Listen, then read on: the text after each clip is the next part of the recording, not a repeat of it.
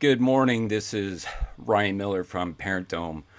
I just wanted to share this message. I've been speaking a bit to, oh, I bet you I'm getting shut down. We'll see. I've been speaking about kind of advocacy and people that are out there that are trying to defend and support and or promote, advocate for constitutionally protected activities. And these are people that are activists that happen to go and film public officials in the course of their public duties, completely a First Amendment protected activity. And I've shared some names of some people that have been really out there providing that advocacy, activism, and education about our liberties and exercising those liberties, like lifting weights. They're exercising their brain muscle by putting their feet to the ground and turning that camera around and revealing, creating a platform for public servants to show that they don't really work for us. Perfect. That's perfect, John. So what has been happening in the advocacy and activist community is that the more vocal voices are being deplatformed and or being demonetized. So some of these channels on YouTube, they set up donations through Patreon, through GoFundMe, through PayPal accounts. Their channels are being demonetized by YouTube and their payment portals are being shut down. That is because when you rely upon somebody else's tools, you're at the discretion of any decision that they make. So if you're using Periscope, you're subject to the terms and conditions and how Periscope chooses to exercise their censorship. Same thing with YouTube, same thing with Facebook, Twitter, the list goes on and on. You're using somebody else's platform. So when somebody says, I don't like what you're saying, you need to go away, while you may complain about it, that's your own fault. That's your own fault. You said something or did something that they don't like. Now, it would be nice if they liked what you said and did, but don't expect that. So maybe you ping the radar at some point and they say, I don't want you doing this, and they remove you. So all of those donations that you're getting through PayPal and or Patreon or your GoFundMe vanishes. Now, and the First Amendment community, they're all over YouTube. They're monetizing on YouTube. They're building subscriber bases on YouTube. They're communicating with them on YouTube. They're not really communicating with them off platform. There's no easy way for people to communicate off platform, out of YouTube, out of Facebook. People don't think that long term that my business is predicated upon somebody else's business. My business to gain money from people is through PayPal, so I have to use PayPal's tool to pay me. What if PayPal says no more money for you? Well, how are you going to get those people to continue donating to you?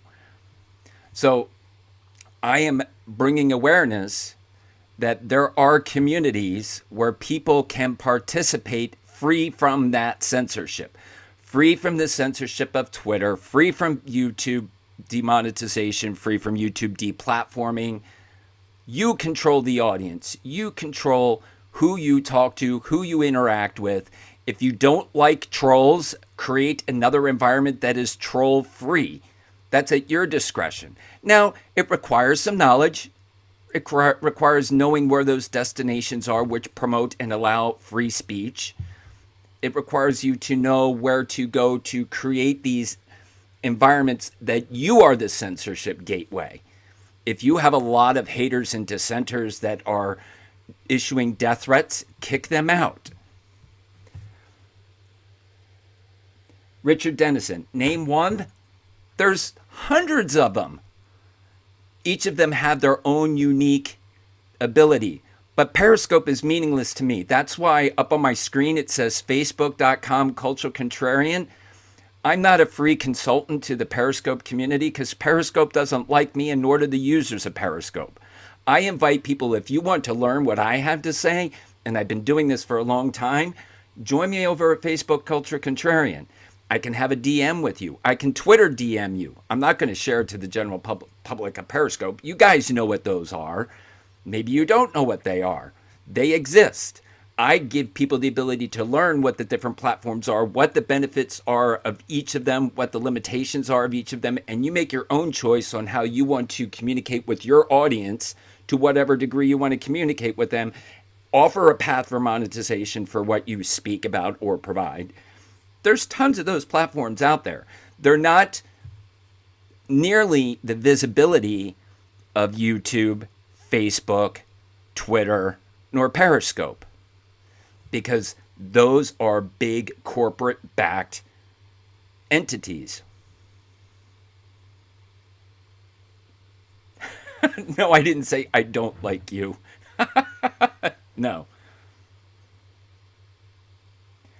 So it's a great question. How do people find me? That's why you see my screen here. I take a screenshot of all of my ways to communicate with me. I put my email address up there. I give you a Facebook link to communicate with me.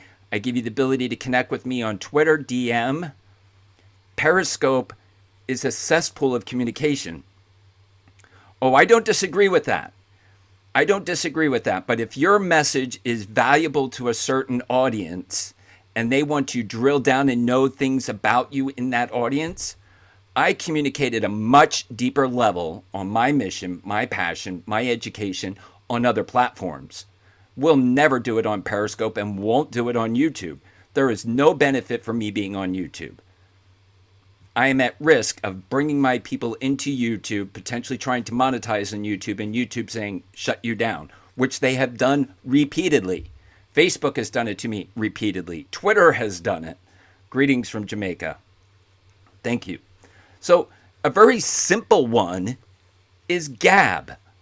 If you're not familiar with Gab, Gab is a free speech zone that has great utility, and you can set up tiers of relationships based upon you and your audience and degrees of your audience. I have 3 different relationships of audience.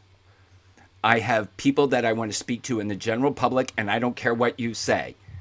I don't respond to you if you are a vulgar, mean-spirited person. I pay you no mind. You can post all you want, but when you post your vitriol, I just skip over it. I give you no attention. You have the freedom to say whatever you want. Doesn't obligate me to respond to you because I may disagree with what you say. I have no obligation to respond. I have another level of relationship that people get into that I will respond to them. And then I have another relationship which is more intimate that I speak much more deeply because I know those people in a greater degree and they have a deeper relationship with me and I have a deeper relationship with them. So I have 3 tiers of relationships to gain access to the things that I speak about and teach and provide resources for. That's just my strategy. But they're my audience. They're mine. Nobody can terminate that relationship. YouTube can't take my audience away.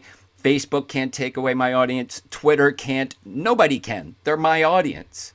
And I provide my videos and I provide my PDFs and I provide my lesson material all to those people. That's my content. It's my copyright. And I'm not relying upon... Now, I can use Facebook, Twitter, all of those. That's over in Culture Contrarian. I have an entire educational platform that I build that I invite people to, and I say, here are the platforms that I am aware of that provide these kind of services. And depending upon who you are, here's the strengths, here's the weaknesses, here's where the opportunity exists, here's your threats. And you make your own decision as to what platform is best for what you want to do. I have no idea what people want to do with their platform, but I give you the rough outline and I say, these are the great things about these different platforms and how you can use them in a censorship-free way, how you can create membership tiers, how you can create private groups, how you can set up monetization not dependent upon PayPal.